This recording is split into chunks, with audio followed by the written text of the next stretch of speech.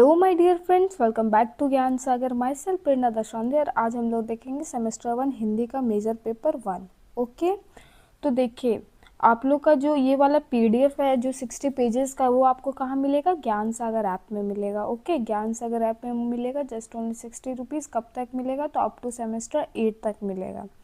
Okay, तो अगर आप चाहते हैं तो आप बाय कर सकते हैं ऐप को इंस्टॉल करके। ऐप कहाँ मिलेगा? आपको डिस्क्रिप्शन बॉक्स में मिल जाएगा, अदरवाइज़ आप प्ले स्टोर से सर्च करके भी कर सकते हो।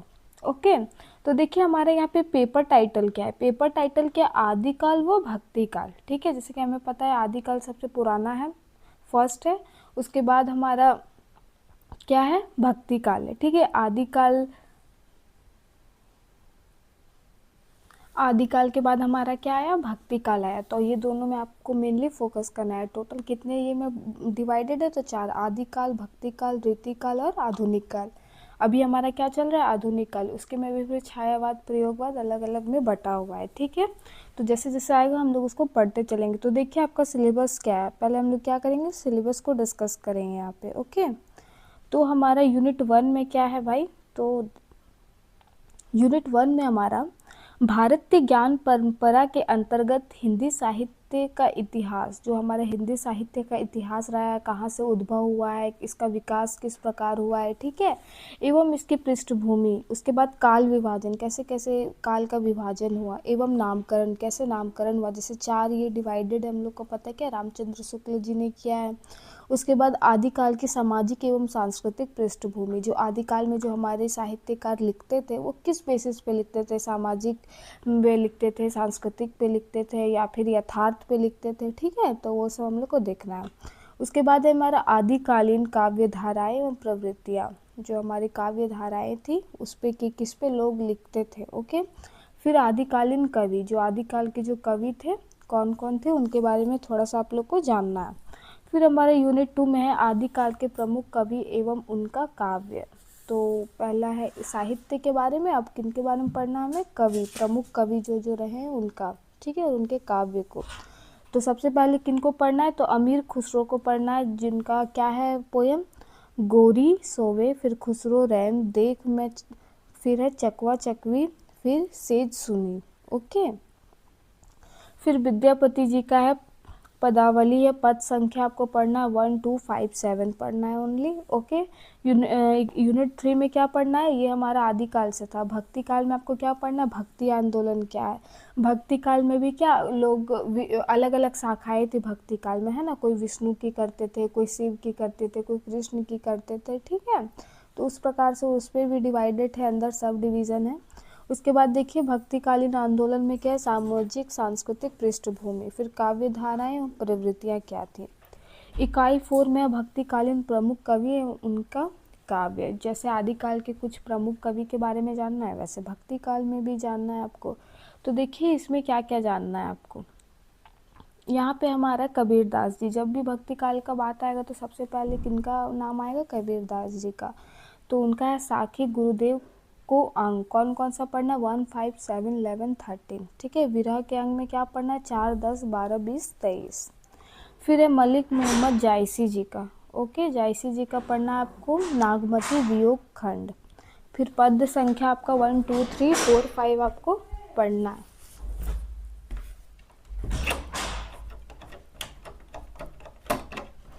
ठीक है, उसके बाद हमारा सूरदास जी का है भ्रमर गीत, 7 पद संख्या 1 2 3 4 5 पढ़ना है आपको। फिर है हमारा तुलसीदास जी का रामचरितमानस पढ़ना है, अयोध्या कांड पढ़ना है, पद संख्या कौन सा पढ़ना है? 28 और 41 पढ़ना है। ठीक है, तो पहले हम लोग क्या आएगा हम लोग का? पहले जैसे आप लोग न्यू हैं तो आपको बता दें कि पहले हम लोग किसको डिस्कस करेंगे। हर यूनिट का 10-10 आपको ऑब्जेक्टिव रहेगा, फिर लॉन्ग आंसर क्वेश्चन टाइप रहता है। ठीक है, तो चलिए हम लोग स्टार्ट करते हैं। इसमें आप लोग का टोटल पेपर 7 है ना, मेजर पेपर, एमडीसी, यही सब। तो कमेंट कीजिएगा, जो मेजोरिटी रहेगा उसको जल्दी लाएंगे पहले, क्योंकि आप लोग सेमेस्टर 1 में है तो आप लोग को जानना भी है कि कैसे कॉपी लिखा जाता है, कैसे मार्क्स मिलता है। आपको बहुत आता है और आप कॉपी ही लिखने नहीं जानते हो तो आपको मार्क्स नहीं मिलेगा। क्या करना है कॉपी में?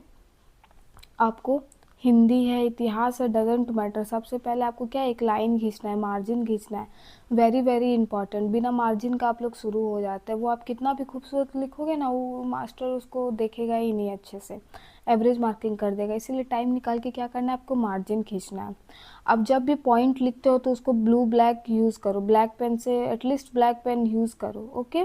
फिर आप अपना ब्लू से लिखो और अच्छे से लिखो, एक लाइन में लिखो। बहुत कोई करता है ऐसे ऊपर का, इसको क्या बोलते हैं, ये देता ही नहीं है। जैसे कि मेरे को लिखना है राजा लिखना है, तो बस ऐसे करके छोड़ दिया, आगे इसको देता ही नहीं है, तो ये सब काम नहीं करना है, ठीक है। ऐसे करो कि टाइम मैनेज हो जाए और अच्छे से आप लोग लिख लो।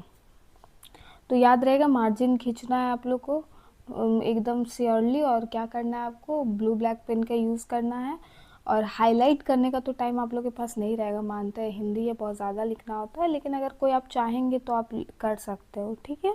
चलिए, तो अब हमारे यूनिट 1 से हम लोग देखेंगे आदिकाल से कुछ ऑब्जेक्टिव क्वेश्चन, ओके। तो पहला क्वेश्चन है, हिंदी साहित्य के आदिकाल को किस नाम से भी जाना जाता है। तो हम आदिकाल को और एक किस नाम से जानते हैं, तो वीर गाथा काल, ओके। आदिकाल को और किस नाम से जाना जाता है, तो वीर गाथा काल। रिवर्स भी पूछ देगा कि वीर गाथा काल को और किस नाम से जाना जाता है, ऑप्शन दे देगा रीतिकाल, भक्तिकाल, आदिकाल। तो आपको क्या मानना है, आदिकाल मानना है, याद रहेगा आप लोगों को। चलिए, फिर है हमारा क्वेश्चन नंबर 2, ओके।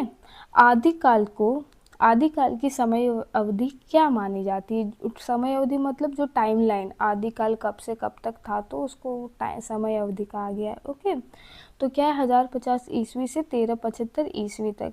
ये लग तो रहा है विक्रम संवत पे दिया है, लेकिन और ईस्वी लिख दिया है, तो अगर विक्रम संवत पे रहेगा तो उस पर हम लोग क्या करते हैं, ईस्वी में कन्वर्ट के लिए -57 करते हैं, ओके। ये सब चीज़ आप लोग हिंदी के स्टूडेंट हैं तो आप लोग को आना चाहिए, ओके। चलिए, क्वेश्चन नंबर 3 है, आदिकाल की प्रमुख काव्य धारा कौन सी थी। तो काव्य धारा क्या थी, तो हम लोग किस पे लिखते थे, वीर गाथा पे, ठीक है। चलिए, 4 नंबर पे हमारा, आदिकालीन साहित्य की प्रमुख भाषा कौन सी थी। जब हम लोग लिखते थे तो वो कौन सी भाषा रहती थी, तो अभ्रंश और प्रारंभिक हिंदी रहती थी, ओके। जैसे हम लोग को पता है ना, हिंदी का भी विकास हुआ है भाषा में, आप लोग को पता है ना। अब पहले सबसे क्या, पहले संस्कृत, फिर पाली, फिर प्राकृत, है ना, फिर अभ्रंश, फिर ये प्रारंभिक हिंदी आया। तो इसमें क्या आपका अभ्रंश और प्रारंभिक हिंदी। उसके बाद जब भक्ति आंदोलन हुआ तो इन्होंने क्या किया, हिंदी को क्या बनाया था, जनभाषा बनाया था, ठीक है। चलिए, क्वेश्चन नंबर 5, पृथ्वीराज रासो के रचयिता कौन है, तो चंद्र बरदाई जी हैं, ओके। पृथ्वीराज के रासों के रचयिता कौन है, चंद्र बरदाई। 6 में आपका, आदिकाल की सामाजिक पृष्ठभूमि कैसी थी। जो हमने पढ़ा था कि पृष्ठभूमि कैसा, क्या देखना था हम लोग को, सामाजिक पृष्ठभूमि और सांस्कृतिक। तो यहाँ पे क्या पूछा है, सामाजिक पृष्ठभूमि कैसी थी। तो क्या यहाँ पे, सामंती व्यवस्था पर आधारित, ओके। क्या थी व्यवस्था यहाँ पे, सामंती व्यवस्था पर आधारित। फिर 7 में, आदिकाल में किस रस की प्रधानता थी। तो आदिकाल में जैसे वीर गाथा था तो क्या होगा, वीर रस की प्रधानता होगा। यहाँ पे जो हमारे वीर थे, इसमें क्या है, इसमें मतलब मजबूती वगैरह जो वीर रस में जो पाया जाता है वो सब दिखाया जाता था मोस्ट ऑफ द टाइम, ठीक है। 8 नंबर में हमारा, हिंदी साहित्य का प्रथम इतिहास किसने लिखा। तो किसने लिखा भाई, तो रामचंद्र शुक्ल जी ने लिखा है। फिर यूनिट 2 से अब हम लोग देखेंगे आदिकाल के जो प्रमुख कवि थे, उससे ऑब्जेक्टिव क्वेश्चन देखेंगे, ओके। अमीर खुसरो किस काल के कवि माने जाते हैं। तो किस काल के थे, तो ये आदिकाल के कवि थे, ओके। फिर 10 में, अमीर खुसरो के किस शासक के दरबारी कवि थे। तो ये किस शासक के दरबारी कवि थे, अलाउद्दीन खिलजी, ओके। पहले के जो कवि थे तो उनका सामाजिक मतलब समाज के लिए काम करना उनका नहीं था। ये सब क्या हुआ, विकास होते होते लास्ट में आधुनिक काल आया, तब लगा कि नहीं, अब भक्ति छोड़ के, रस उस छोड़ के, श्रृंगार छोड़ के अब हमें किस पे ध्यान देना चाहिए, समाज पे। क्योंकि ये भी एक साधन है जिससे क्या कर सकते हैं, लोगों में राष्ट्रीय चेतना पैदा कर सकते हैं, लोगों को जागरूक बना सकते हैं, लोगों के अधिकारों के बारे में बता सकते हैं, समाज में जो शोषण चल रहा है उसके बारे में बता सकते हैं, ठीक है।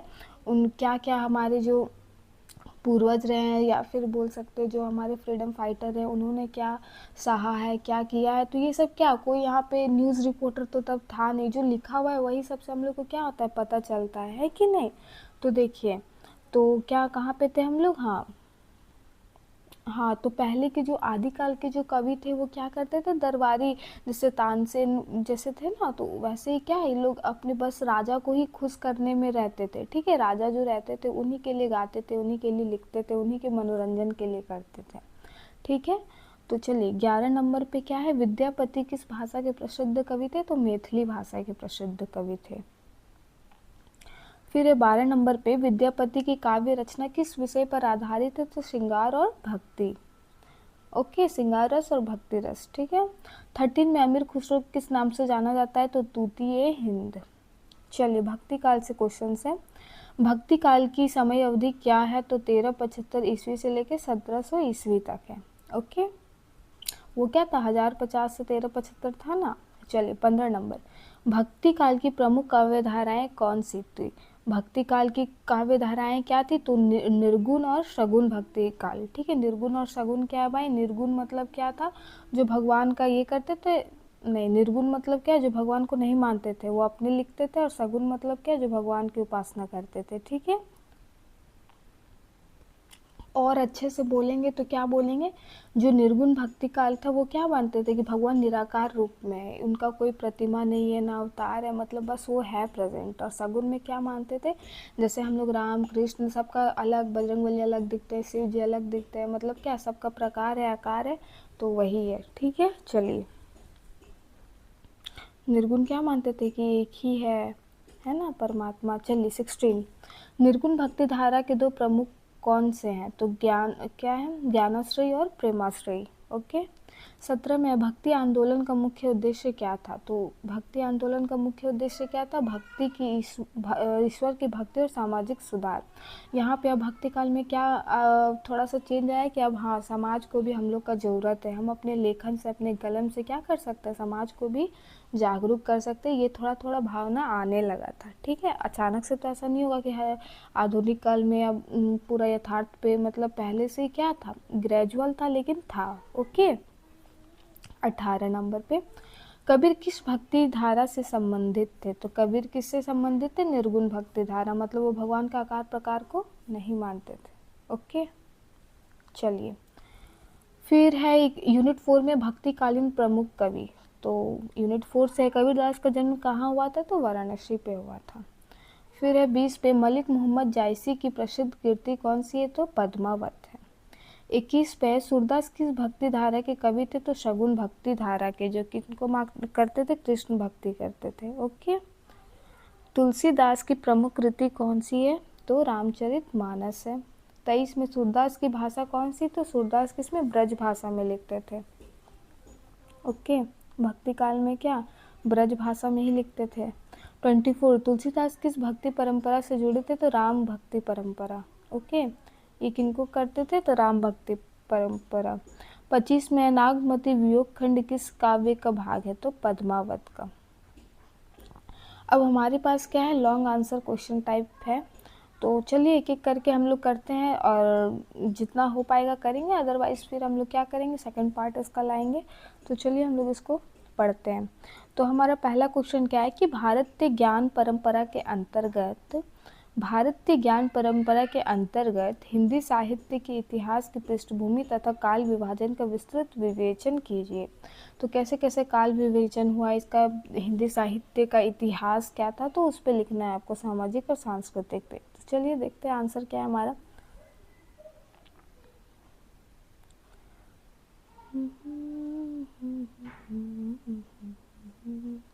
भारतीय ज्ञान परंपरा अत्यंत प्राचीन और समृद्ध रही है।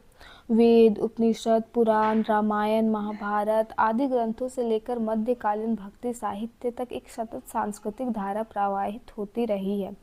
और ये लोग देखिए, हम लोग का क्या, जितना भी हमारा पुराना कल्चर है, चाहे जो भगवान है, सबको हम लोग कहाँ मानते हैं कि हाँ भाई वेद में लिखा हुआ है, उपनिषद में लिखा हुआ, वही सब अंतिम सत्य है, वही सबसे हमको रिलेट करते हैं हर चीज़ को, है ना। तो ये परंपरा है, बस इसी को इन्होंने क्या बढ़ाया, आगे बढ़ाया। ऐसा नहीं कि इन्होंने जो आदिकाल सबसे पुराना है तो इन्होंने ही लेखन को जन्म दिया, चाहे कुछ। ठीक है, तो ऐसा नहीं है। ऐसा क्या बोला जा रहा है कि हमारा परंपरा ही रहा है ऐसा। ओके, चलिए हिंदी साहित्य, समाज, सांस्कृतिक, धर्म, दर्शन, कहाँ गया, निधि साहित्य है।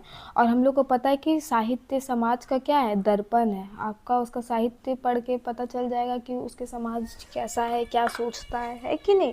अब कोई भी कवि ऐसा तो नहीं है जैसे कि बहुत बड़ा कवि है, वो ऐसा तो नहीं है कि अपने लिए इंडिविजुअल लिख रहा है, वो किसके लिए लिख रहा है, समाज के लिए लिख रहा है ना, समाज पे लिख रहा है। चलिए फिर है हमारा हिंदी साहित्य के इतिहास का काल विभाजन विभिन्न विद्वानों ने अलग अलग आधारों पर किया है। जैसे अलग अलग आधारों पर अलग अलग ये किए, जैसे कोई भी साइंस में भी अलग अलग लॉ देता है, लेकिन कोई ज़्यादा फेमस हो जाता है, कोई कम हो जाता है ना। परंतु आचार्य रामचंद्र शुक्ल का काल विभाजन सर्वाधिक मान्य है। उन्होंने हिंदी साहित्य को 4 प्रमुख कालों में विभाजित किया। आदिकाल को किसमें किया, 1050 से लेके 1375 ईस्वी तक। भक्ति काल में किसको, 1375 से 1700 ईस्वी तक। रीतिकाल का 17 से 1900 और आधुनिक काल का जो अब तक 1900 से लेकर अभी तक जो चल रहा है, ठीक है। और अगर विक्रम संवत में है तो अगर आप -57 कर दीजिएगा, अगर आपको जिसमें भी लिखना हो, ठीक है। यह विभाजन साहित्य की प्रवृत्तियों और प्रमुख काव्य धाराओं के आधार पर किया गया। आदि काल में वीर गाथाओं की प्रधानता थी। अलग अलग काल में क्या थी, अलग अलग भक्ति काल में क्या, श्रृंगार रस और भक्ति की प्रधानता थी। आदि काल में किसका था, वीर गाथा का प्रधानता था, ठीक है। भक्ति काल में भक्ति भावना का उत्कर्ष हुआ। रीति काल में किसका था, श्रृंगार प्रधान काव्य रचना हुई। और आधुनिक काल में राष्ट्र चेतना एवं यथार्थवाद का विकास हुआ। आदिकाल में क्या हुआ कि वीर गाथाओं का प्रधानता था, वीर रस पे लिखते थे। फिर भक्ति काल में क्या हुआ कि भक्ति की भावना आई लोगों में, लोग जागरूक हुए अपने ईश्वर के प्रति, है ना। हो सकता है वो निर्गुण हो, सगुण हो, कोई राम भक्ति किया, कोई शिव भक्ति किया, कोई विष्णु भक्ति किए, ठीक है, अलग अलग किए। उसके बाद क्या आया, अब लगा कि उन लोगों को अब थोड़ा थोड़ा कि हाँ भाई अब समाज पे भी ध्यान देना चाहिए। समाज से पहले किस पे, जो उनकी काव्य शैली थी, काव्य रचना थी, जो लिखने की कला थी, उनमें भी क्या लगा कि नहीं इसमें कुछ सौंदर्यता का कमी है, सौंदर्यता का कमी है, ठीक है। तो शिल्प सौंदर्य पे ध्यान दिया, है ना, भावनाओं पे ध्यान दिया, और ज़्यादा कि लोग पाठक को और अट्रैक्ट कर पाए, है कि नहीं, शब्दों पे ध्यान दिया। उसके बाद फिर हमारा आता है क्या, आधुनिक काल, हमारा फेवरेट, जिसमें क्या लगा कि नहीं अब बस श्रृंगार रस और वीर रस पे लिखने पे नहीं होगा, हमें समाज पे लिखना होगा, लोगों पे राष्ट्र चेतना पैदा करना होगा, ठीक है।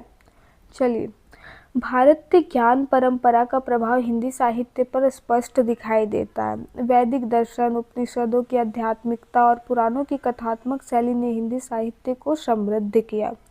निष्कर्ष क्या है भाई, तो हिंदी साहित्य का इतिहास भारतीय ज्ञान परंपरा और अभिन्न अंग है, जो समय समय पर सामाजिक एवं सांस्कृतिक परिवर्तनों के अनुसार विकसित होता रहा है। चलिए क्वेश्चन नंबर 2 देखते हैं। पता चला ना कि रामचंद्र पहले अलग अलग लोगों ने बांटा, फिर सबसे ज़्यादा महत्व किसको हम लोग दिए, तो रामचंद्र शुक्ल जी का, जो 4 पे बांटे, आदिकाल, ठीक है, भक्ति काल, रीति काल और आधुनिक काल। तो सबका आपको उसका टाइमलाइन याद कर लेना है, बस उसी पे लिख देना है कि कब कहाँ क्या हुआ, किसका विकास हुआ, बस हो जाएगा। चलिए क्वेश्चन नंबर 2, प्रश्न संख्या 2, आदिकाल की सामाजिक एवं सांस्कृतिक पृष्ठभूमि का वर्णन कीजिए। तो कैसा था वहाँ का सामाजिक और सांस्कृतिक, तो देखिए चलिए करते हैं। आदिकाल हिंदी साहित्य का प्रारंभिक काल है, जिसे वीर गाथा काल भी कहा जाता है। पहले ही हम लोग सीख गए कि आदिकाल को और एक किस नाम से जाना जाता है, वीर गाथा काल से, ठीक है। इस काल की सामाजिक एवं सांस्कृतिक पृष्ठभूमि मुख्यतः सामंती व्यवस्था पर आधारित थी। उस समय भारत में अनेक छोटे छोटे राज्य थे, जिनमें राजपूत शासकों का प्रभुत्व था। पहले तो वही राजा महाराजा वाला था, सब उनमें भी सबसे ज़्यादा डोमिनेंट कौन करते थे, तो राजपूत खानदान के, ठीक है। समाज में सामंती व्यवस्था प्रचलित थी। अब ये सामंती व्यवस्था क्या होती है भाई, जहाँ राजा और सामंतों का विशेष महत्व था। युद्ध और शौर्य को प्रतिष्ठा प्राप्त थी। वहाँ पे क्या, वहाँ थोड़ा सा दो चलो युद्ध करेंगे, है कि नहीं यार, वही शौर्य की प्राप्ति, भले राजा का वहीं पे देहांत हो जाए, लेकिन उसी में वो क्या पाते थे, यश पाते थे, है ना। इसी कारण साहित्य में वीरता, पराक्रम और युद्ध वर्णन की प्रधानता दिखाई देती। पहले यही सब चलता था, तो यही सब लिखते थे वो लोग, ठीक है। सांस्कृतिक दृष्टि से यह काल धार्मिक आस्था से परिपूर्ण था। जैसे जैसे ये हुआ क्या, पहले और भी ज़्यादा जुड़ा होगा लोगों से, मंदिर का निर्माण हुआ, देवी देवताओं, क्या मंदिरों का निर्माण हुआ, देवी देवताओं की पूजा, पौराणिक कथाओं का प्रभाव समाज पर स्पष्ट था, ठीक है। इस काल की प्रमुख विशेषताएं क्या थी, तो देखिए पहला बात क्या है, आपको लिखना है कि वीर रस की प्रधानता थी। किस प्रकार? सामंती जीवन शैली, नारी का आदर्श रूप चित्रण। यहाँ पे नारी का क्या आदर्श रूप चित्रण माना जाता था? युद्ध और शौर्य का महिमा मंडन। ठीक है, चलिए नेक्स्ट क्वेश्चन है हमारा, आदिकालीन काव्य धाराओं एवं प्रवृत्तियों का सम्यक विवेचन कीजिए। तो देखते चलिए करते हैं। आदिकालीन साहित्य की प्रमुख काव्यधारा वीरगाथा काव्यधारा थी। इस धारा में राजाओं और वीरों के शौर्य का वर्णन किया गया। इस काल की प्रमुख प्रवृत्तियां निम्नलिखित थी। वीर रस की प्रधानता थी, है ना, जो ऐतिहासिक घटना होता था, युद्ध होता था, उसका होता था। अतिशयोक्ति अलंकार का प्रयोग, अतिशयोक्ति अलंकार का प्रयोग क्यों बोला गया है? क्योंकि हो सकता है युद्ध में उतना वीरता के साथ नहीं लड़ा हो, चाहे कुछ भी, लेकिन वहाँ पे क्या यही सब बातें होता होगा। और क्या? लोक भाषा का उपयोग, लोक भाषा का उपयोग ताकि क्या कर सके, लोगों तक पहुँच सके। ओके। प्रमुख कृतियों में पृथ्वीराज रासो विशेष उल्लेखनीय है। इस काल का साहित्य प्राय मौखिक परंपरा से विकसित हुआ। निष्कर्ष, आदिकालीन काव्य धाराएं तत्कालीन सामाजिक एवं राजनीतिक परिस्थितियों का प्रतिबिंब है। प्रश्न संख्या 4 है, आदिकालीन प्रमुख कवियों का परिचय देते हुए उनकी साहित्यिक व्यवस्था का वर्णन कीजिए। जो आदिकालीन के जो प्रमुख कवि थे उनका परिचय देना है आपको, और उनके जो विशेषताएं थी लिखने की वो आपको बताना है। तो देखिए,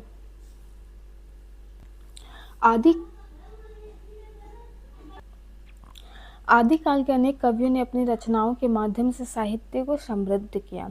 चंद्र बरदाई इस काल के प्रमुख कवि थे, ठीक है, जिन्होंने क्या पृथ्वीराज रासो लिखा है। उनकी रचना पृथ्वीराज रासो की वीरगाथा काव्य श्रेष्ठ उदाहरण है। ठीक है, ये आपको याद रखना है।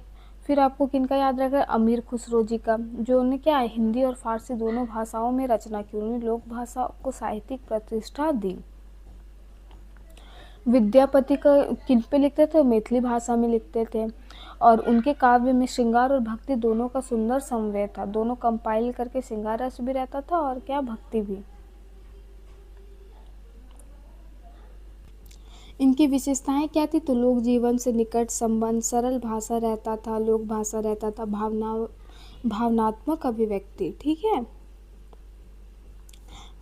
और वो लोग क्या रहते थे तब के टाइम के आदिकाल में, क्या अपने राजा से एकदम सच्चा प्रेम करते थे, और राजा भी क्या करते थे? प्रजा से सच्चा प्रेम करते थे। तभी तो उनकी लोग बारे में लिखते थे। बिना आप किसी का ये करके आप नहीं लिख सकते, एक दो लिख सकते उनकी प्रशंसा के लिए, है ना, लेकिन आप उनको आइडियल मानना, उनको लिखना, तो मतलब जब तक अंदर से सच्ची भक्ति नहीं रहेगी आपकी लिखावट में भी वो नहीं झलकेगा, है ना।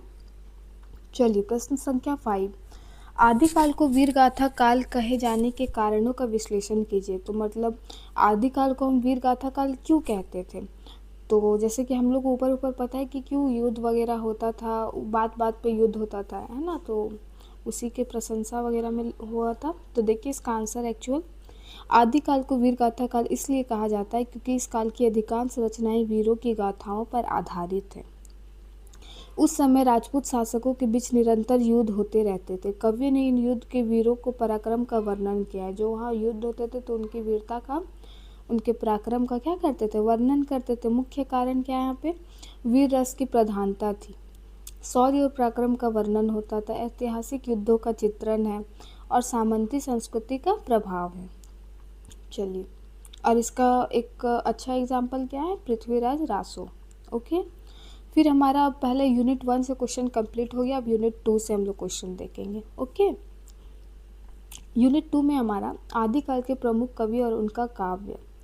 तो हमें किन के बारे में पढ़ना है? अमीर खुसरो के बारे में पढ़ना है। सबसे पहले देखिए, अमीर खुसरो का जीवन परिचय देना है आपको, उनके साहित्यिक योगदान का विस्तृत वर्णन करना है। तो अमीर खुसरो 1253 से 1325 ईस्वी हिंदी साहित्य के आदिकालीन प्रमुख कवि, संगीतकार, विद्वान थे। ठीक है, उस टाइम के वो संगीतकार और विद्वान थे। उनका जन्म कहाँ हुआ था? तो यूपी में हुआ था, के एटा जिले में के एक पाटियाली नामक स्थान में हुआ था। उनके पिता तुर्क थे, ठीक है, तुर्की, और माता भारतीय थी। इसलिए उनके व्यक्तित्व में आरंभ से ही भारतीय और फारसी संस्कृति का समन्वय दिखाया देता है। जैसा भी हम लोग पढ़े थे कि फारसी भी लिखते थे और हिंदी भी लिखते थे। तो क्यों लिखते थे? उसके पापा तुर्की थे और माता क्या थी? भारतीय थी।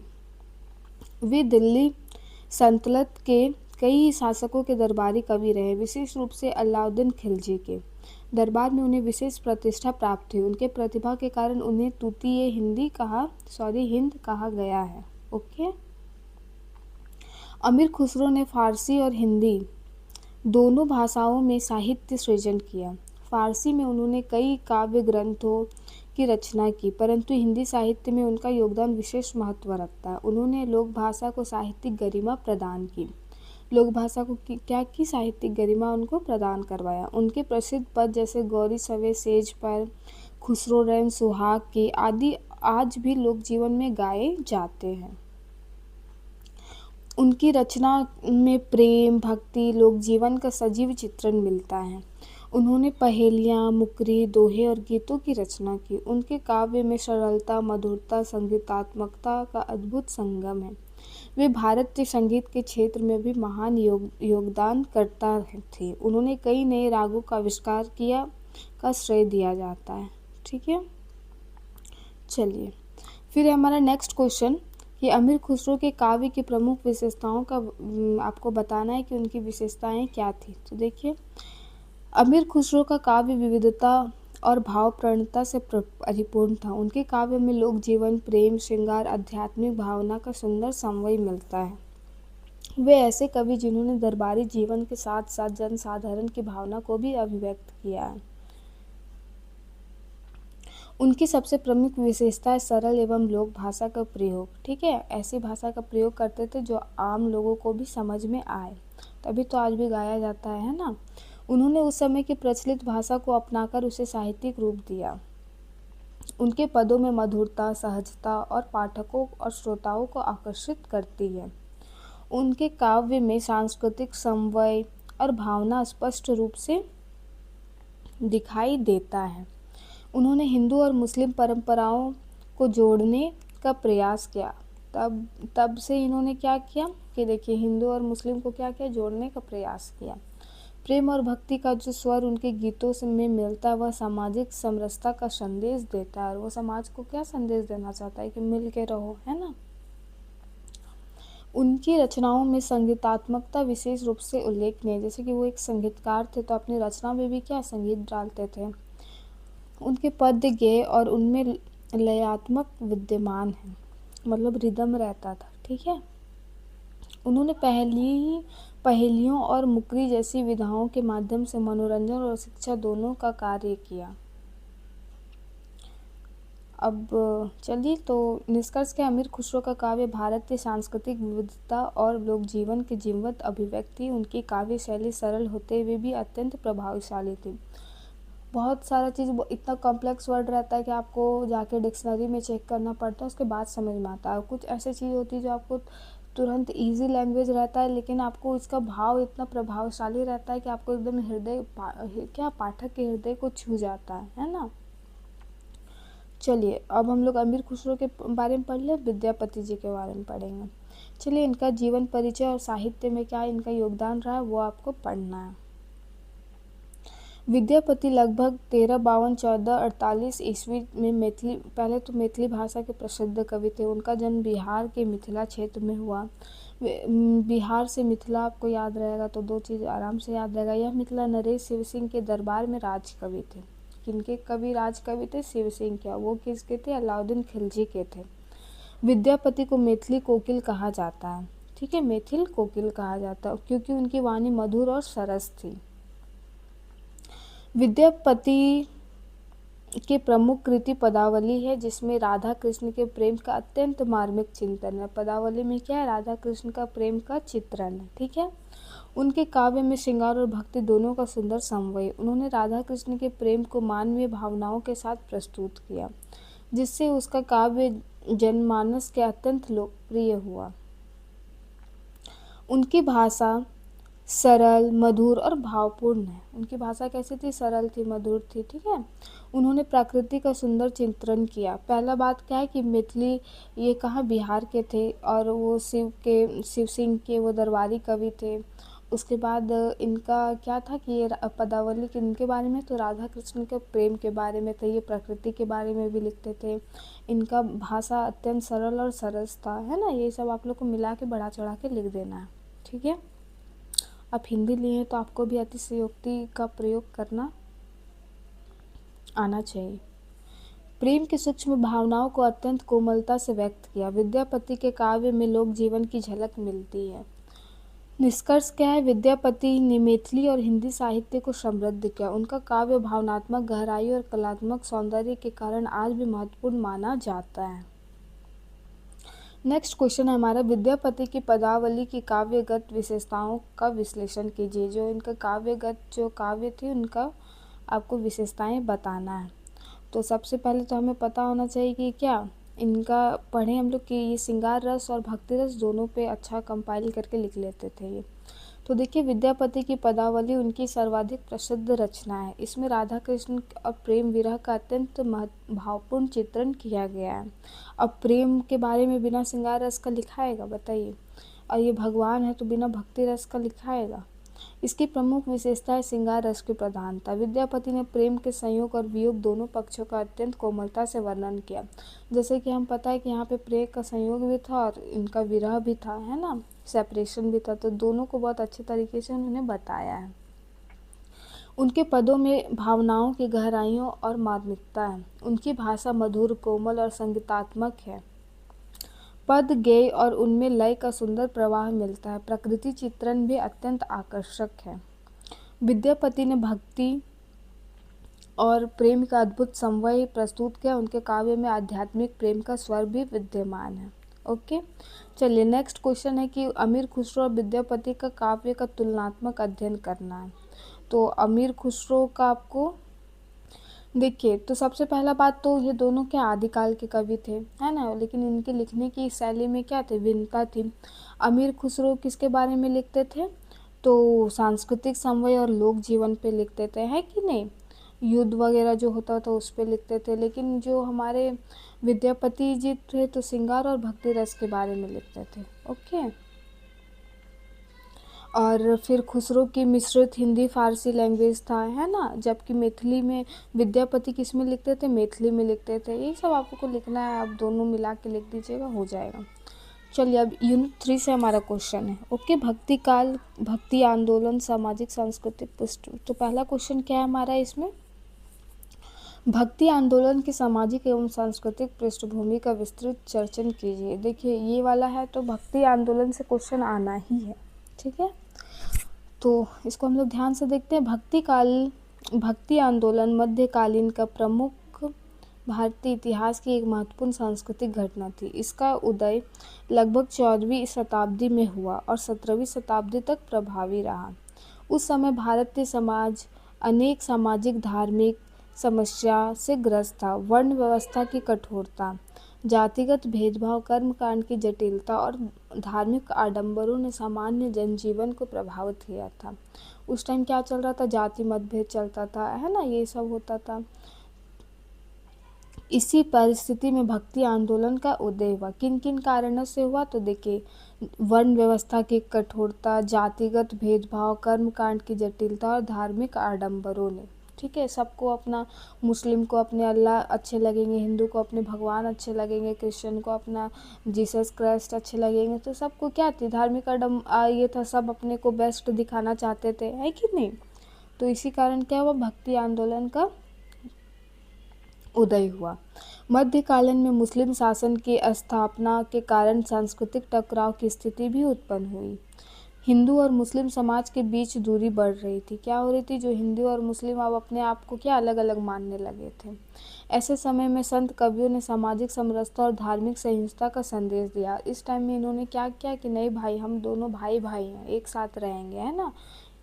चलिए, भक्ति आंदोलन ने ईश्वर की सीधी उपासना पर बल दिया और मध्यस्थ पुरोहितों की आवश्यकता को अस्वीकार किया। भक्ति आंदोलन की सामाजिक पृष्ठभूमि में निम्न वर्गों और शोषित वर्गों की भूमिका महत्वपूर्ण थी। संत कवियों ने जाति पाति के भेद को नकारते हुए मानव मात्र की समानता पर बल दिया। उन्होंने कहा कि ईश्वर तक पहुंचने के लिए जन्म या जाति नहीं बल्कि सच्ची भक्ति आवश्यक है ना। तो इन्होंने क्या बोला कि भाई ये सब नहीं करो, क्या करो, ये जाति मतभेद कुछ नहीं, आपके कर्म अच्छे हैं, है ना, ईश्वर तक देखिए पहुंचने का एक ही रास्ता है, क्या कि आपके कर्म अच्छा होना चाहिए, तभी आप आत्मा को परमात्मा से अपना जोड़ सकते हैं। अदरवाइज दिक्कत है। पूजा करना, 2 अगरबत्ती जलाना सबसे आसान काम है। अपने कर्म को अच्छे रखिए, ठीक है। सांस्कृतिक दृष्टि से यह आंदोलन लोक भाषा के विकास का भी कारण बना। कवियों ने संस्कृत के स्थान पर लोक भाषाओं में रचनाएं की। यहाँ पे क्या हुआ, भक्ति आंदोलन में ये भी हुआ कि लोक भाषाओं का विकास हुआ, ठीक है। अब वो यहाँ पे संस्कृत को थोड़ा क्या होने लगा, दबने लगा, क्योंकि उतना लोगों को समझ में नहीं आता था। अब जो पढ़े लिखे विद्वान होंगे वही ना समझ पाएंगे, तो इससे क्या हो जाता है, सीमित हो जाता है। भाषा बहुत बड़ी चीज़ है। आप मेरे सामने बहुत अच्छा लिख के ला दो, हमको उड़िया पढ़नी नहीं आता है, तो हम वो मेरे लिए क्या होगा, वेस्टेज ही होगा। तो ये है, भाषा एक बहुत बड़ी चीज़ है। लोगों तक कौन, हम कितना, आप हमको मान लीजिए हमको उड़िया पढ़ने आ गया, हम उसको कितना दूर तक उसको प्रचार प्रसारित कर सकते हैं, नहीं कर सकते हैं। जब तक सबको जो उस भाषा में जो मेजोरिटी जिस भाषा पे चल रहा है आप उस पे नहीं लिखिएगा तो काम आपका नहीं बनेगा। चलिए, भक्ति काल की प्रमुख काव्य धाराओं का विवेचन करना है तो कीजिए भाई। तो देखिए, तो भक्ति काल साहित्य का क्या माना गया है, स्वर्णिम युग माना गया है। क्यों माना गया भाई, इस काल में भक्ति की भावना प्रमुख थी। इसे 2 प्रमुख काव्य धाराओं में विभाजित क्या किया गया है, निर्गुण भक्ति धारा और एक सगुण भक्ति धारा, ठीक है। निर्गुण में क्या बना माना गया कि भगवान क्या है, निराकार है, ठीक है। फिर इसकी भी 2 शाखाएं प्रमुख थी, क्या थी, ज्ञानाश्रय शाखा जिसमें कबीर जैसे संत आते हैं, एक प्रेमाश्रय जिसमें सूफी कवि सम्मिलित है, ठीक है। निर्गुण धारा के कवियों ने सामाजिक कुरीति और धार्मिक आडंबरों का विरोध किया। इन्होंने क्या बोला कि मतलब ये जो समाज में कुरीति चल रहा है कि आप मतलब जो भी था, तो सबसे क्या क्या इन्होंने विरोध किया, उनके बारे में लिखना शुरू किया, धार्मिक आडंबरों के बारे में लिखना शुरू किया, ठीक है। उन्होंने मानवता और समानता का संदेश दिया। उन्होंने क्या बोला कि ह्यूमैनिटी ही सबसे बड़ा चीज़ है, ठीक है। आपको मोक्ष तभी मिलेगा तब आप क्या, जब आप इक्वली सब मिल अच्छे से रहोगे, अच्छे कर्म करोगे, तभी, ना कि भगवान की पूजा पाठ करके। इसमें इन्होंने कहा है, मैंने नहीं कहा है, निर्गुण भक्ति काल निर्गुण जो कवि थे उन्होंने कहा है, ठीक है। उसके बाद सगुण भक्ति धारा आता है। इन्होंने क्या बताया कि ईश्वर साकार रूप है, इनका रूप है, ठीक है। इसके 2 थे, रामकृष्ण धारा जो कि तुलसीदास जी थे, और कृष्ण भक्ति धारा जिन्होंने सूरदास जी और मीरा, ये थे इनके प्रमुख कवि थे, ठीक है। इन्होंने क्या माना कि ईश्वर के अवतार रूप का वर्णन किया है, भक्ति के माध्यम से मोक्ष की प्राप्ति का मार्ग बताया है, ठीक है। भक्ति काल की दोनों धाराएं भारतीय समाज में आध्यात्मिक जागरण और नैतिक सुधार की प्रेरणा बनी। और ये दोनों तरह से क्या हुआ, दोनों तरफ जो निर्गुण जो कवि थे और जो सगुण कवि थे वो दोनों ही एक ही बात बताना चाह रहे थे, मोक्ष की प्राप्ति बताना चाह रहे थे और समाज के सुधार के बारे में बोलना चाह रहे थे। और इनका बोलने का दोनों का तरीका अलग था, ठीक है, लेकिन दोनों का ही बात सही है ना। चलिए, निर्गुण भक्ति धारा की विशेषताओं का वर्णन कीजिए। तो इनकी क्या विशेषताएं थी भाई, सबसे पहले बात तो ये क्या, मूर्ति पूजा को नहीं मानते थे, क्योंकि ये भगवान को क्या निराकार मानते थे, ठीक है। और ये कर्म कांड का विरोध किया। चलिए, तो निर्गुण क्या है, भक्ति धारा की विशेषताएं, तो इनका क्या था कि मूर्ति पूजा को नहीं मानते थे, कर्म कांड मतलब जैसे कि राम, ये जो कृष्ण जी का जो बाल लीला, ये सब को ये लोग मतलब विरोध करते थे, ठीक है।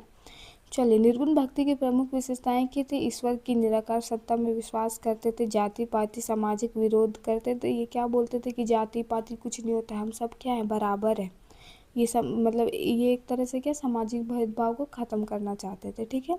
गुरु की महिमा को मानते थे, सरल और लोक भाषा का प्रयोग करते थे, आडंबर और पाखंड का विरोध करते थे। और ये आडंबर और बस दिखावे के ये क्या मानते थे कि हम लोग ऊपर से ठीक है लेकिन अंदर से क्या खोखला बताते थे ये, तो ये सब का ये क्या करते थे, विरोध करते थे, ठीक है। कबीर इसके प्रमुख कवि थे। उन्होंने कहा कि ईश्वर मन के भीतर है, उसे पाने के लिए बाहरी आडंबर की आवश्यकता नहीं है, दिखावेपन की ज़रूरत नहीं है। हमारे ईश्वर कहाँ है, हमारे मन के भीतर है, हमारे हृदय में है, ठीक है।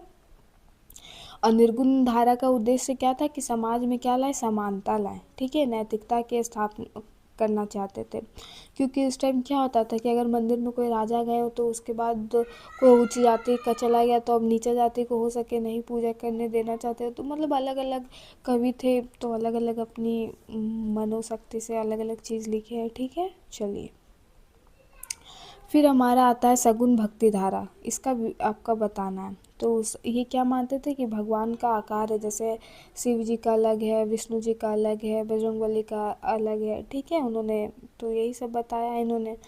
और ये किसकी ईश्वर के रूप में उपासना करते थे। यहाँ पे क्या एकदम प्रेम और समर्पण की भावना, एकदम निश्चल होकर हम लोग भगवान की पूजा करते हैं, है ना। भक्त और भगवान का मधुर संबंध चित्रण, हम लोग कुछ चोट लगता है तो भगवान को याद करते हैं, कुछ बड़े ये में फंस जाते हैं तो भगवान को याद करते हैं। तो एक बहुत मधुर संबंध था उनके। लीलाओं का वर्णन था, जैसे बाल लीला है ना, राम जी का, कृष्ण जी का। फिर काव्य और भावनात्मक और संगीतात्मक। काव्य में क्या था, भावनाएं, इमोशंस भी था, विरह था। जैसे राधा कृष्ण में क्या होगा, बिना इमोशंस का लिखा जा सकता था क्या। बिना श्रृंगार रस और भक्ति रस के, बिना करुण रस के नहीं लिखा जाता था। फिर क्या था, एक संगीतात्मक था, मतलब लय था उसमें। ठीक है, राम भक्ति धारा में और इसमें जो सगुन में थे, फिर राम भक्ति धारा में तुलसीदास प्रमुख थे, फिर जिन्होंने रामचरितमानस की रचना की है ना। तुलसीदास की ही रचना क्या है, रामचरितमानस है। कृष्ण भक्ति धारा में सूरदास क्या थे, प्रमुख थे, जिन्होंने बाल लीला प्रेम का सुंदर चित्रण किया है। चलिए फिर हमारा नेक्स्ट क्वेश्चन है, भक्ति काल का हिंदी साहित्य में स्पष्ट कीजिए। ये आप लोग खुद से भी कर सकते हैं कि भक्ति काल का क्या रहा है। इसमें भक्ति काल में क्या हुआ था, आंदोलन हुआ जिससे हिंदी लोक भाषा को ये से हिंदी भाषा की ओर आगे बढ़े, है ना। उसके बाद जन भाषा बनाया गया। उसके बाद जो समाज में मतभेद चल रहा था, भेदभाव चल रहा था, ये सब के कारण क्या हुआ, आंदोलन हुआ, सॉफ्ट आंदोलन जिसको हम लोग बोल सकते हैं। तो यही सब आप लोग को लिखना है। क्या क्या, देखिए, लोक भाषा का विकास हुआ, सामाजिक सुधार का संदेश हुआ, धार्मिक सहिष्णुता बनी, नैतिक मूल्यों की स्थापना करने की कोशिश की, और आध्यात्मिक जागरण क्या, मतलब स्पिरिचुअल ग्रोथ के बारे में यहाँ पे बात किया। ठीक है, इस काल में क्या किए कि कवि मानवता समानता दोनों का बात कर रहे थे, है ना। जाति मतभेद को ख़त्म करना चाहते थे। मुस्लिम हिंदू को क्या संदेश दे रहे थे कि आप एक है, मिल के रहिए, है ना। तो यही सब आप लोग को करना है। कट्टरता का विरोध कर रहे थे। फिर भक्तिकालीन के प्रमुख कवि और उनका काव्य। तो आपका जैसे कि कबीरदास का जीवन परिचय और प्रमुख विशेषता का है। कबीरदास और तुलसीदास के बारे में यहाँ पे पढ़ना है। तो देखिए यहाँ पे कबीरदास भक्ति काल के प्रमुख निर्गुण संत कवि थे। ठीक है, निर्गुण मतलब आपको अब क्लियर हो गया होगा, निराकार रूप। उनका जन्म 15वीं शताब्दी में वाराणसी में हुआ। वे जुलाहा परिवार में पले बड़े और गुरु रामानंद के शिष्य माने जाते। ये भी इम्पोर्टेंट है कि कबीरदास के गुरु कौन थे। ठीक है, कबीर का जीवन अत्यंत सरल, समाज सुधार की भावना से प्रेरित था। ये लोगों को आडंबर पाखंड से दूर ले जाके क्या बोलते थे, ह्यूमैनिटी पे ध्यान दीजिए, है ना। कबीर के निर्गुण भक्ति का प्रचार किया। उन्होंने ईश्वर को निराकार माना, मूर्ति पूजा, कर्म कांड तथा धार्मिक आडंबरों का विरोध किया। उनके कार्य में सामाजिक समानता, मानवता और नैतिकता का संदेश मिलता है। ठीक है, इसकी उनकी भाषा शब्द कुकड़ी है, जिसमें हिंदी, अवधी, ब्रज और पंजाबी शब्दों का मिश्रण है। शब्द कुकड़ी मतलब सबका मिलावट है। ठीक है, मिश्रण है। उनकी रचनाएं साखी, शब्द और रैमनी रूप से मिलती है। कबीर की प्रमुख विशेषताएं क्या थी, निर्गुण भक्ति का प्रतिपादन, जाति पात का विरोध किया, गुरु की महिमा, सरल और प्रभावी भाषा, समाज सुधार की भावना। यही सब आपको निर्गुण वाला में भी चिपका देना है। ओके, चलिए कबीर की साखियों में व्यक्त विचारों का विश्लेषण कीजिए। तो क्या इनका है भाई, देख लेते हैं थोड़ा। कबीर की साखियों उनके अनुभव और आध्यात्मिक चिंतन का सार है। उसमें क्या उनका जो एक्सपीरियंस रहा, जो चिंतन मतलब जो सेल्फ एनालिसिस रहा है, उस इसमें जीवन, भक्ति, समाज से संबंधित गहन विचार प्रस्तुत किए हैं। ठीक है, वो जीवन के बारे में क्या सोचते हैं, भक्ति से लेके उनका क्या राय है, समाज से उनको क्या अपेक्षाएं हैं, क्या कर्म करने चाहिए, उसमें सब क्या है, सबका ये एक विश्लेषण है। ठीक है, कबीर ने कहा कि सच्चा गुरु वही ईश्वर तक पहुंचाने का मार्ग दिखाता है। क्या करता है, हमें सच्चा गुरु ही हमें कहाँ तक पहुंचाता है, ईश्वर देखिए यहाँ पे कितना बार पहले वो क्या मानते थे, गुरु में इतना शक्ति, वो देखते थे कि ये हमको ईश्वर तक पहुँचा देंगे। लेकिन अभी क्या होता है, गुरु का इज्जत नहीं करते हैं लोग। मास्टर छोड़ के तो बोला नहीं जाता, वो भी मास्टर तो बहुत अच्छा वर्ड है, लेकिन मास्टर इन गलत वर्ड ये में, ठीक है। तो चलिए, उन्होंने बाहरी आडंबरों का, और आप लोग को एक बात कहेंगे, हमेशा अपने से टीचर का बहुत ज़्यादा रिस्पेक्ट कीजिए, ठीक है। बहुत ज़्यादा रिस्पेक्ट, मतलब ये नहीं कि आप उसका चमचागिरी कर रहे हैं, एकदम इनर रिस्पेक्ट। कोई सुन रहा है नहीं सुन रहा है, आप हमेशा उनको क्या कीजिए, रिस्पेक्ट कीजिए, ठीक है। चलिए, कबीर ने कहा कि सच्चा गुरु ही ईश्वर तक पहुंचाने का मार्ग है। उन्होंने बाहरी आडंबरों का विरोध करते हुए आंतरिक शुद्धता पर बल दिया। बाहरी ये क्या करने से क्या बोला कि भाई बाहर का पूजा पाठ छोड़ो, अंदर का मन शुद्ध रखो, तभी होगा, जीवन आगे बढ़ेगा, समाज में सुधार आएगा, है ना। चलिए, फिर ये क्या आत्मज्ञान का महत्व, माया की नश्वरता, प्रेम और भक्ति का महत्व बताया, समाज कुरीतियों की आलोचना की। फिर है हमारा मलिक मोहम्मद जायसी के जीवन एवं नागमती वियोग खंड की विशेषताओं का वर्णन कीजिए। तो चलिए जायसी जी के बारे में थोड़ा पढ़ते हैं हम लोग। मलिक मोहम्मद जायसी भक्ति काल के सूफी कवि थे। उनका जन्म उत्तर प्रदेश के अमेठी क्षेत्र में हुआ। उनकी प्रसिद्ध कृति पद्मावत है, ठीक है। तो देखिए, नागमती वियोग खंड में रानी नागमती के विरह का मार्मिक चित्रण है। किनका है, रानी नागमती का, सेपरेशन का है, ठीक है। इसमें प्रेम, वियोग और मानवीय संवेदनाओं का अत्यंत कोमल वर्णन है। जैसे एक मनुष्य का जीवन में या तो खाली प्रेम ही नहीं हो सकता, या तो खाली वियोग ही हो नहीं सकता, क्या है, सब चीज़ का एक कंपाइल है ना। इस खंड का क्या विशेषता है, विरह की मार्मिक अभिव्यक्ति है, प्रतीकात्मक शैली है, प्रकृति चित्रण है, भावनात्मक गहराई है, ठीक है। फिर है हमारा सूरदास के जीवन एवं ब्रह्मगीत सार की काव्यगत विशेषताओं का वर्णन कीजिए। तो देखिए, सूरदास भक्ति काल के प्रमुख कृष्ण भक्त कवि थे। वे वल्लभाचार्य के शेष थे। सूरदास के आचार्य का क्या नाम था, वल्लभाचार्य, ओके। उनकी भाषा ब्रज भाषा है। ब्रह्मगीत सार में राधा और गोपियों के विरह का चित्रण है। इसमें भी क्या है, ब्रह्मगीत में राधा और गोपी का विरह का चित्रण है। उसमें क्या था, नागमती, पद्मावत में क्या है, नागमती का विरह का है, ठीक है। इसमें प्रेम, करुणा, भक्ति की भावनाएं प्रमुख है। इसकी विशेषता क्या, वात्सल्य और श्रृंगार रस की प्रधानता। वात्सल्य क्या, जैसे राम कृष्ण के बारे में जो उनका बालकांड है, तो उसमें क्या है, वात्सल्य रस है। आपके घर में कोई बच्चा होगा तो उसमें अलग उनके बच्चे की एक्टिविटी आप देखते हैं, तो वो सब जो प्रेम उनके देखने की, बोलने की, तो वो सब किस में आता है, वात्सल्य रस में, ठीक है। फिर इसमें मधुर भाषा है, कृष्ण के प्रति अन्य प्रेम है, ठीक है। चलिए, फिर नेक्स्ट क्वेश्चन है, तुलसीदास के जीवन एवं रामचरितमानस के अयोध्या कांड की विशेषताओं का वर्णन कीजिए, विवेचन कीजिए। तो चलिए करते हैं हम लोग। तो तुलसीदास भक्ति काल के प्रमुख राम भक्त कवि थे। उनका उत्तर प्रदेश में जन्म हुआ था। कहाँ जन्म हुआ था, उत्तर प्रदेश में, ठीक है। अयोध्या कांड पे राम के वन गमन और परिवार के त्याग का वर्णन है। जो अयोध्या कांड में किसका है, राम जो इनका बाल कांड का नहीं है, क्या है, वन गमन, जहाँ से 14 वर्ष के लिए वो जाते हैं, परिवार का त्याग करते हैं, है ना। इसमें आदर्श पुत्र, आदर्श भाई, आदर्श राजा का चित्रण है, ठीक है। और इसमें इन्होंने क्या, आदर्शवाद का स्थापना करना चाहा है, ठीक है। मर्यादा पुरुषोत्तम राम का चरित्र, भावनात्मक नैतिक संदेश, सरल और प्रभावी भाषा शैली, ओके।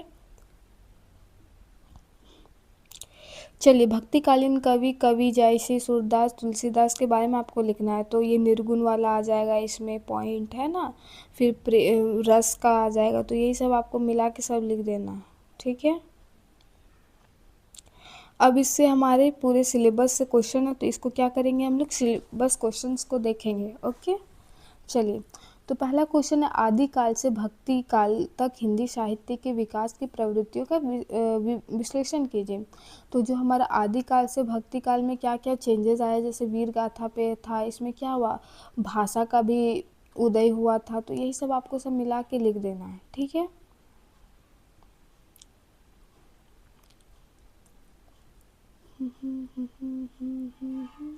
चलिए, क्वेश्चन नंबर 2 है, भक्ति आंदोलन ने भारतीय समाज में किस प्रकार सामाजिक सुधार का कार्य किया। जो भक्ति काल में भक्ति आंदोलन हुआ था, उसने ऐसा क्या कर दिया जो समाज में सुधार आया। तो जो पहले हम लोग क्वेश्चन पढ़े थे उसका भी आंसर सेम होगा, कि जाति मतभेद ये सब जो था ना, इसमें मानव मात्र की समानता का संदेश दिया था, ठीक है। भाषा का भी जागरण हुआ था। तो यही सब आपको लिख देना है। फिर नेक्स्ट क्वेश्चन है, निर्गुण और सगुण भक्ति धारा का तुलनात्मक अध्ययन कीजिए। तो ये तो आपको याद हो गया होगा, निर्गुण क्या है, निराकार है, सगुण में क्या है, भगवान का आकार मानते थे। तो लिख देना है कि इसमें क्या कौन कौन से कवि आए हैं, क्या क्या बताए हैं। इस दोनों का क्या था, मोक्ष की प्राप्ति ही थी, लेकिन कहने का तरीका अलग था, है ना। निर्गुण ये पाखंड और ये बालकांड कर्मकांड का विरोध करता था, ये सब लिखना है आप लोग को। प्रश्न संख्या 4 में कबीर, सूरदास और तुलसीदास के काव्य में भक्ति भाव की भिन्नता को स्पष्ट कीजिए। ठीक है, तो जैसे सूरदास किसके बारे में लिखते थे, कृष्ण जी के बारे में लिखते थे, तुलसीदास राम जी के बारे में लिखते थे, तो वही सब आपको बताना है। कवि क्या थे, निर्गुण और ज्ञानश्रेय थे। ठीक है, नेक्स्ट क्वेश्चन है कि भक्ति काल को हिंदी साहित्य का स्वर्ण युग क्यों कहा जाता है। क्योंकि इसमें क्या था, थोड़ा भक्ति काल में तो भक्ति आंदोलन की वजह से ही यहाँ पे स्वर्ण युग कहा गया है, तो वही सब आपको लिखना है। ठीक है, यहाँ पे क्या थे, भक्ति भाव की प्रधानता थी, लोग भाषा का प्रयोग करते थे, है ना, तो नैतिक मूल्य की स्थापना करना चाहते थे, यही सब लिखना है। फिर देखिए, प्रश्न संख्या 1 में आदिकाल से भक्ति काल तक हिंदी साहित्य के विकास की प्रवृत्तियों का विश्लेषण कीजिए। वही सेम क्वेश्चन है आपका। फिर है क्वेश्चन नंबर 2, भक्ति आंदोलन में भारतीय समाज में किस प्रकार के सामाजिक सुधार का कार्य किया। आई थिंक रिपीट हो गया है। ठीक है, हाँ रिपीट है, तो चलिए इतना आपके लिए इनफ होगा। ठीक है, और ये PDF आपको कहाँ मिलेगा बेटा, 60 रुपीज़ में ज्ञान सागर मिलेगा, अप टू सेमेस्टर 8 तक मिलेगा। आप इसको बाय करके पढ़ सकते हो, अब आपको ऐसा नहीं होगा कि समझ में नहीं आएगा, तो ईजिली आपका हो जाएगा। ठीक है, thank you for watching, have a nice day, all the best for your exam. Okay.